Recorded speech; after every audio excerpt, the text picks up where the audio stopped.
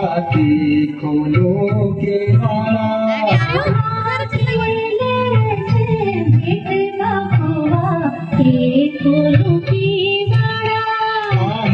फूला पाती भेटाले रू प्यारा दरवारा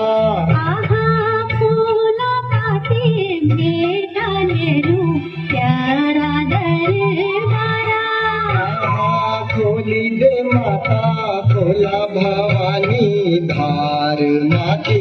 वाला खोली दे माता भोला भवानी धार माके